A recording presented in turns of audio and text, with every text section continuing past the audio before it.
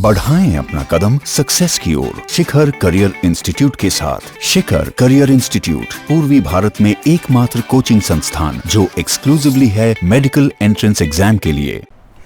नमस्कार, भोरे भोर में आपका स्वागत करने के लिए आज मुझे खुद आना पड़ा। बात ही ऐसी है जिसके लिए मैं अपने आप को रोक नहीं पाया। कारण है कि भारत और भारत के लोगों की आत्मा इसके संविधान और नियमों को मानने के लिए हमेशा अपने आप को तैयार रखती है।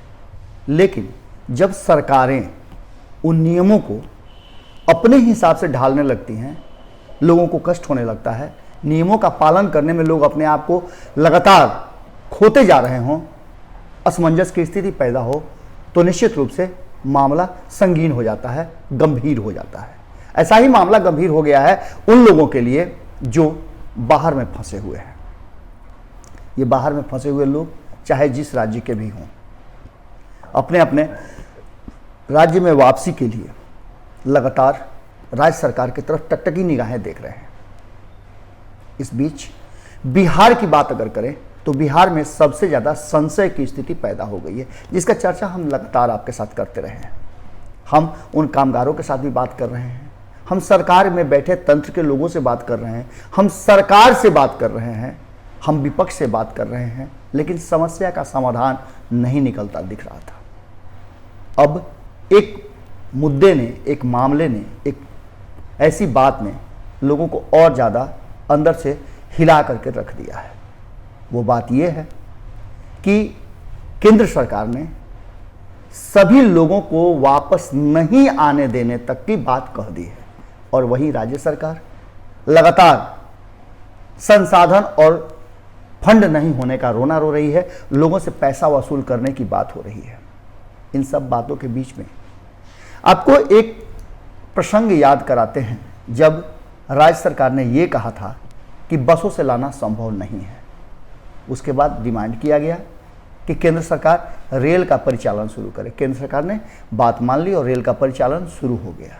लेकिन उसके बाद जो स्थितियां बदलती चली गईं, वो स्थितियां लोगों को और ज़्यादा असमंजस में डालती चली गई, और लोग जो 40 दिनों से लॉकडाउन 1 और लॉकडाउन 2 में पूरी गंभीरता और सरकार की बातों को मानते हुए अपने आप को आइसोलेट करके रखे, अपने आप को सुरक्षित रखे, बचा करके रखे, भूखे प्यासे भी रहे, लेकिन नियमों का उल्लंघन नहीं किया, उन लोगों पर क्या बीतेगी जब लॉकडाउन 3 लागू हो जाए और राज्य सरकारें कहें कि सभी वापस नहीं आ सकते हैं। इसके बाद जो लोग आएंगे भूखे प्यासे हों या जैसे भी रहे हों 40 दिनों तक, उनसे किराया वसूल किया जाएगा। आप समझ सकते हैं ये बातें कितनी ज़्यादा दुखद और चिंताजनक है। अब इन चिंताजनक बातों में एक नया मोड़ आ गया है। एक नया मोड़ ये आया है कि कांग्रेस ने इस पूरे माहौल में लगातार जो सरकार से, या केंद्र की हो या राज्य की हो, दोनों सरकारों से आग्रह किया। उसके बाद भी जब बात बनती नहीं दिखी, सरकार ने ठान लिया था कि हम लोगों से पैसा वसूल करेंगे ही, तब कांग्रेस की अध्यक्षा सोनिया गांधी ने एक घोषणा की, और वो घोषणा हम आपको सुनाते हैं।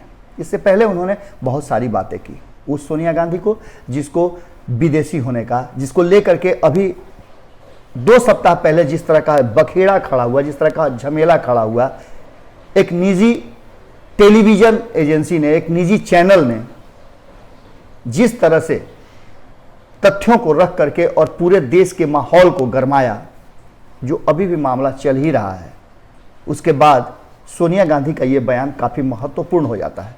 सोनिया गांधी ने अपनी बातों को रखते हुए पीछे की बातों को दोहराया। उन्होंने कहा कि 1947 में जब देश आज़ाद हुआ था और बंटवारे का दंश झेलने के लिए मजबूर हुआ था, तब ऐसी स्थिति देखी गई थी, लोग अपने अपने वतन, अपने अपने घर, अपने अपने लोगों के बीच में लौटने के लिए किस तरह से बेचैन थे। लेकिन ये बेचैनी उससे भी ज़्यादा है, क्योंकि तब लोगों को ये आज़ादी थी कि वो रेल पे बैठ करके जा सकते हैं। लेकिन अब ये आज़ादी बिल्कुल नहीं है। आप अपने मर्जी से घर से बाहर भी नहीं निकल सकते हैं। अगर निकलेंगे तो डंडे खाने पड़ेंगे। यहां तक कि लोग भूखे रह जा रहे हैं, अपने घर से बाहर नहीं निकल रहे हैं। और वैसे लोगों को यदि कहा जाए कि आप घर नहीं जा सकते हैं, कुछ लोगों को छांट करके उसमें से घर भेजा जाए, तो ये कितनी दुखद बात होगी।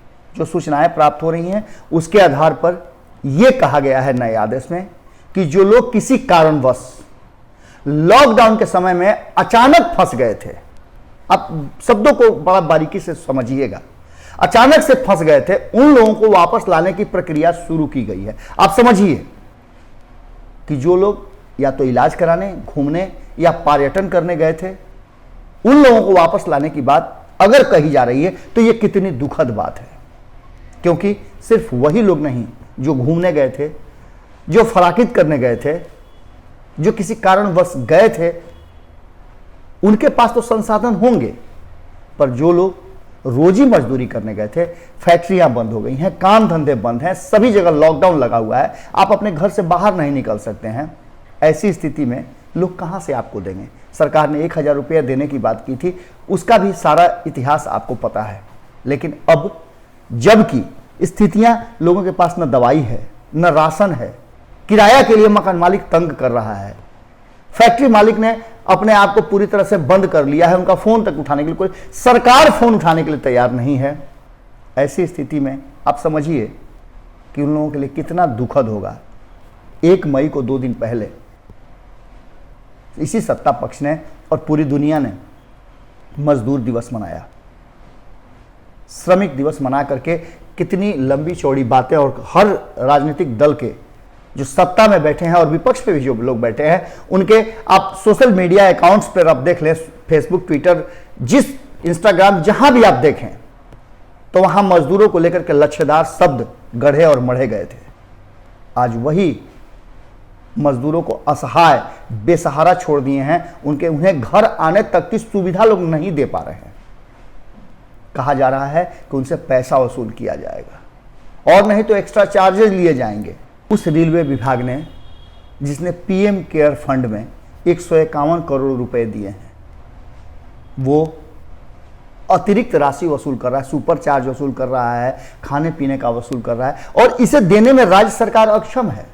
वो राज्य सरकार जो 3 महीना पहले इसी नीतीश कुमार को खुश करने के लिए गांधी मैदान में रैली की गई और उसमें 100 करोड़ के आसपास कहा जाए तो पैसे खर्च किए गए, लोग नहीं जुटे, फिर भी पूरे बिहार भर में पोस्टर और बैनर पटे रहे, बसों का लाइन लग गया और अलग अलग जगह से कार्यकर्ताओं को लाने की व्यवस्था की गई, लेकिन लोग नहीं पहुंचे। चंद दिनों पहले, लॉकडाउन लागू करने से पहले, ट्रंप को खुश करने के लिए इसी केंद्र सरकार ने, खास करके मोदी की बात करें तो प्रधानमंत्री नरेंद्र मोदी और भारतीय जनता पार्टी ने ट्रंप को खुश करने के लिए 100 करोड़ से ज्यादा का राशि खर्च किया और वो पैसे हवा हो गए। कहा तो यहां तक जा रहा है कि अगर ट्रंप का कार्यक्रम नहीं होता तो बिहार और देश में इतना ज्यादा संख्या में लोग संक्रमित नहीं होते। गुजरात में जिस तरह के कार्यक्रम के आयोजन किए गए, सबसे ज्यादा 3रे नंबर पे गुजरात चल रहा है, जहां कोरोना संक्रमण सबसे अधिक है और सबसे अधिक बिहारी भी वहां फंसे हुए हैं। लाने की कोई व्यवस्था नहीं है। इन सब को देखते हुए जिस तरह से सोनिया गांधी ने घोषणा की है, उन्होंने बहुत बड़ा दिल दिखाया है। वो सोनिया गांधी जिन्हें कहा जाता है कि विदेशी हैं, उन्हें अलग अलग तरह से प्रताड़ित किया जाता है। आपको याद होगा, हमने एक एपिसोड किया था जिसमें हमने बताया था कि सोनिया गांधी को सपोर्ट करने के लिए लालू प्रसाद ने किस तरह से अपनी बातें रखी थी। आज बहुत कमी महसूस होती है वैसे नेताओं की जो मुखर होकर के बोलते हैं और सरकार को मजबूर करते हैं लोगों के लिए काम करने के लिए। लोग असहाय और बेसहारा महसूस कर रहे हैं और ऐसी स्थिति में कहीं ना कहीं जब लॉकडाउन 3 का घोषणा हो गया, 17 मई तक फिर से पुनः मुसीको भव वाली स्थिति में रहना है। जो लोग 3 तारीख को समझ रहे थे कि लॉकडाउन खत्म हो जाने के बाद से बहुत स्थितियां बदल जाएंगी, आज उन्हें फिर से उसी का दंश झेलना पड़ रहा है। ऐसी स्थिति में आप समझ सकते हैं कि सोनिया गांधी का ये घोषणा अमृत के समान है और इस घोषणा को लेकर के जिस तरह की बातें चल रही हैं, आप सीधे देख सकते हैं कि उन्होंने लिखा है कि भारतीय राष्ट्रीय कांग्रेस ने यह निर्णय लिया है कि प्रदेश कांग्रेस कमेटी की हर इकाई हर जरूरतमंद श्रमिक कामगार के घर लौटने की रेल यात्रा का टिकट खर्च वहन करेगी। इस बारे में जरूरी कदम उठाएगी। और इसके साथ ही सोनिया गांधी ने ये सवाल भी खड़े किए हैं कि क्या राष्ट्रभक्ति, मजदूरों के प्रति प्रेम, श्रमिकों के प्रति आदर सब समाप्त हो गया? क्या नीतीश कुमार जी को इस पर सही दिशा में नहीं सोचना चाहिए? आपस के नूरा कुश्ती में कितना बड़ा नुकसान इस राष्ट्र का, बिहार का हो रहा है, इसका अंदाजा शायद लोगों को नहीं है। नीतीश कुमार जी, खास करके आपके लिए ये सबसे बढ़िया अवसर था कि आप बिहार के लोगों को वापसी के लिए एक सही और सटीक रास्ता निकालते। लेकिन जैसे ही ये बातें सुनने को मिल रही हैं कि लिमिटेड लोगों को बुलाया जाएगा, ये स्थिति कितनी भयावह होगी इसका अंदाजा भी लगाना मुश्किल है। कांग्रेस अध्यक्षा ने घोषणा किया है।